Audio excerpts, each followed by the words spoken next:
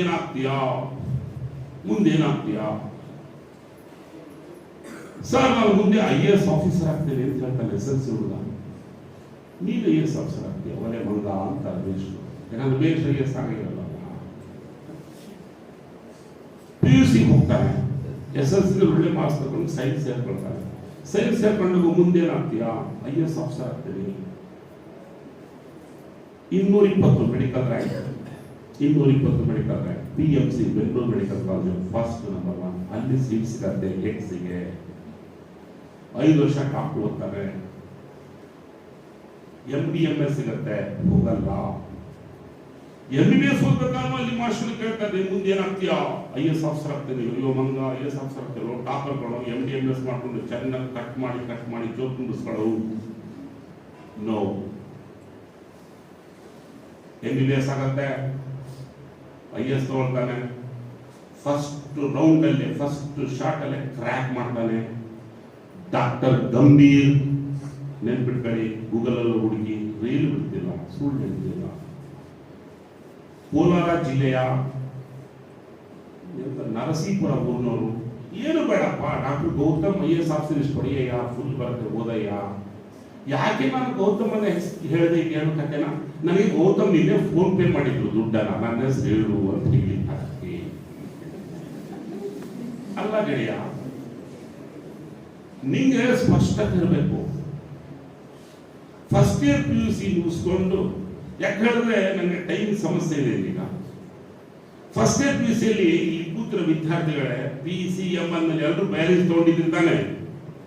First year PUC, second year PUC ಅಲ್ಲಿ PCMB. P ಅಂದ್ರೆ biology ಬಿಟ್ಟು ಸ್ಟ್ಯಾಟಿಸ್ಟಿಕ್ಸ್ ತಗೋಬಹುದು, ಕಂಪ್ಯೂಟರ್ ಸೈನ್ಸ್ ತಗೋಬಹುದು, ಎಲೆಕ್ಟ್ರಾನಿಕ್ಸ್ ತಗೋಬಹುದು. ಹೋಗಲ್ಲ, ಬಯಾಲಜಿ ಬಿಟ್ಟು ಬೇರೆ ಯಾವ್ದಾದ್ರು ತಗೊಂಡಿದ್ರೆ ದಯವಿಟ್ಟು ಕೈ ಎತ್ತೀರಾ? 4 ಜನ ಕೈ ಎತ್ತಿ. Thank you very much. 4 ವಿದ್ಯಾರ್ಥಿಗಳು ಬಿಟ್ರೆ ಬೇರೆಲ್ಲ ಬೇರೆ ತಗೊಂಡಿಲ್ಲ. ಯಾಕೆ ಬೇರೆ ತಗೊಂಡ್ರಿ? ಒಂದು ಲಕ್ ನೋಡೋಣ ಸರ್, CET ಜೊತೆಗೆ ನೀಟ್ ಬರೆಯೋಣ. ಮನಸ್ಥಿತಿ, ಎಸ್ಪೆಷಲಿ ಪೋಷಕ ಗಂಭೀರವಾಗಿ ವಿಚಾರ ಮಾಡಬೇಕಾಗುತ್ತೆ. ನೀವು ಗಂಭೀರವಾಗಿ, ನಾವು ಇಲ್ಲಿ ಏನು ಬರ್ತಿರೋದು ಸುಮ್ಮನೆ ಆಪಾದನೆಗಳು ವಿದ್ಯಾರ್ಥಿಗಳ ಮೇಲೆ ಮತ್ತು ಪ್ರಾಧ್ಯಾಪಕರ ಮೇಲಿದೆ. ಪ್ರಾಧ್ಯಾಪಕರು ವಿದ್ಯಾರ್ಥಿಗಳು ಹೊಣೆಗಾರರಲ್ಲ, ನಾವೇ ಪೋಷಕರು. ನನ್ನನ್ನು ಸೇರಿಸ್ಕೊಂಡು ಹೇಳ್ತಾರೆ, ನನ್ನ ಮಗನ ಲೆವೆಲ್ ನನಗೆ ಗೊತ್ತಿರಬೇಕು. ನನ್ನ ಮಗ ಸೆಕೆಂಡ್ ಇಯರ್ PUC 52% ತಗೊಂಡಾಗ ಐ ಶುಡ್ ಥಿಂಕ್ 100 ಟೈಮ್ಸ್.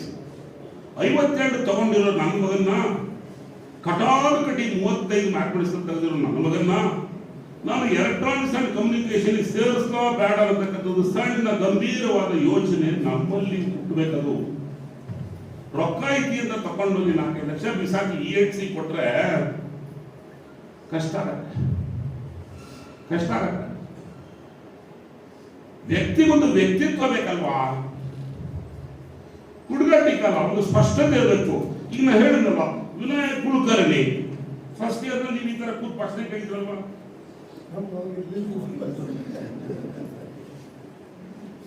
ಅವಾಗ ಇರ್ಲಿಲ್ಲ. Okay, you assume that. ಇವತ್ತು ನೀವಿಲ್ಲಿ ಫಿಕ್ಸ್ ಆಗ್ಬೇಕಲ್ಲ. ನಾನು ಗೌತಮ್ ಯಾಕೆ ಕೊಟ್ಟೆ? ಅವ್ನು ಡಾಕ್ಟರ್ ಆಗಿ ಓದಿದ್ದಲ್ಲ, ದುಡ್ಡು ಮಾಡಿ ಓದಿದ್ದಲ್ಲ. ಯಾಕೆ IAS ಆಫೀಸರ್ ಅಂದ್ರೆ ಈ ಶುಡ್ ವೆರಿ ಪರ್ಟಿಕ್ಯುಲರ್. ನಾನು ಡಾಕ್ಟರ್ ಯಾಕೆ what I want to say ಅರ್ಥ ಆಗತ್ತೆ ಅನ್ಸುತ್ತೆ. ಕೆಲವು ಸೂಕ್ಷ್ಮತೆಗಳನ್ನ ತುಂಬಾ ಹಿಡಿಲಿಕ್ಕೆ ಹೋಗಲ್ಲ. ನೀನು ಫಿಕ್ಸ್ ಆಗ್ಬೇಕು. ಯಾವ ರೇಂಜಲ್ಲಿ ಫಿಕ್ಸ್ ಆಗ್ಬೇಕಂತ ಹೇಳಿದ್ರೆ, ನಾನು ಕಂಪ್ಯೂಟರ್ ಸೈನ್ಸ್ ತಗೊಂಡಿದ್ದೀನಿ ಫಸ್ಟ್ ಇಯರ್ ಕಂಪ್ಯೂಟರ್ ಸೈನ್ಸ್ ತಗೊಂಡ್ಮೇಲೆ ನಾನು ಸಾಫ್ಟ್ವೇರ್ ಇಂಜಿನಿಯರ್ ಒರಾಕಲ್ ಅಲ್ಲಿ ಆಗೋದು ಫಿಕ್ಸ್. ಸೇಲ್ಸ್ ಫೋರ್ಸ್ ಅಲ್ಲಿ ಆಗ್ತೀನಿ. ಫಿಕ್ಸ್ ಮಾಡ್ಬೇಡ, ರಾಜಿ ಮಾಡ್ಕೋಬೇಡ ಜೀವನದಲ್ಲಿ. ನಾನು ಫಿಕ್ಸ್ IAS ಆಗ್ಬೇಕು, ಆಗ್ತೀನಿ. ಒಂದು 10 ಮರ್ಡರ್ ಮಾಡಿ ಕಲಸಿ ಪಡೆದಲ್ಲಿ ಡಾನ್ ಆಗ್ಬೇಕು, ಆಗ್ತೀನಿ. ಹಂಗ ಹಾಕೋಬೇಡ, ಹೇಳ್ತಾ ಇರ್ತಾರೆ. ಫಿಕ್ಸ್ ಆಗ್ಬೇಕಲ್ಲ, ನೀನ್ ಫಿಕ್ಸ್ ಮಾಡ್ಕ. ನಾನು ವಿಪ್ರೋದಲ್ಲಿ ಕರೆದ್ರೆ ಹೋಗಲ್ಲ, ಇನ್ಫೋಸಿಸ್ ಕರೆದ್ರೆ ಹೋಗಲ್ಲ, ಒರಾಕಲ್ಗೆ ಹೋಗ್ಬೇಕು. ಒಂದು ಗಟ್ಟಿತನ ಬೇಕಲ್ಲ. ಆ ಗಟ್ಟಿತನ ಯಾವಾಗ ಬರುತ್ತೆ ಅಂತಂದ್ರೆ ನಮ್ಮಲ್ಲಿ ನಾವು ದಮ್ಮು ಇರಬೇಕು, ಒಂದು ತಾಕತ್ತಿರಬೇಕು. ಆ ದಮ್ಮು ತಾಕತ್ತು ಎಲ್ಲಿ ಸಿಗತ್ತೆ? ಅಂಗಡಿಯಲ್ಲಿ ಸಿಗಲ್ಲ. ಅದನ್ನು ನೀವು ಬೆಳೆಸ್ಕೊಳ್ಬೇಕಾಗತ್ತೆ. ಅದಕ್ಕೊಂದು ವ್ಯವಸ್ಥಿತವಾದ ಸ್ಟಡಿ ಬೇಕಾದ್ರೆ ಒಂದು ಪ್ಲಾನ್ಡ್ ಸ್ಟಡಿ ಅಂತ ಹೇಳ್ತಾರೆ, ಹ್ಯಾಪಸಾರ್ಡರ್ ಮಾಡೋದು. ನಾವೆಲ್ಲ ವಿದ್ಯಾರ್ಥಿಗಳಿಗೆ ವಿದ್ಯಾಭ್ಯಾಸನ ಇದನ್ನೇ ಹೇಳೋದು, how to become number one. ಯಾರೇನು ಆಕಾಶದ ಉದ್ದಿರಲ್ಲ ರೀ ಸ್ನೇಹಿತರೆ. ಇನ್ಫೋಸಿಸ್ ನಮ್ಮ ಮೇಡಮ್ ಇದಾರ, ಸುಧಾಮೂರ್ತಿ ಮೇಡಮ್ ದೇವತೆ, ಅವ್ರು ಓದಿದ್ದು ಎಲೆಕ್ಟ್ರಿಕಲ್ ಓದಿ ಕಂಪ್ಯೂಟರ್ ಸೈನ್ಸ್ ಡಾನ್ ಮೇಡಮ್. ಹೆಂಗೆ ಆಗ್ತದೆ ಅದು? ಎಲೆಕ್ಟ್ರಿಕಲ್ ಓದಿದ್ರು ಕಂಪ್ಯೂಟರ್ ಸೈನ್ಸ್ ಅಲ್ಲಿ ಡಾನ್ ಆಗ್ತಾರೆ. Bill Gates Microsoft, yes sir ನಾನು ಕರೆಕ್ಟ್. ಏನು ಬಿಲ್ ಗೇಟ್ಸ್ ಟಾಪರ, ಬೇಡ ಹೋಗಿ ಅವ್ರು ಹುಡುಕೋ. ಬಟ್ ಬಿಲ್ ಗೇಟ್ಸ್ ಟಾಪರೇ ಅಲ್ಲ, ರೆಪ್ಯೂಟೆಡ್ ಆಗಿ ಓದಿಲ್ಲ, ಆದ್ರೆ ಅವ್ನು ಮೈಕ್ರೋಸಾಫ್ಟ್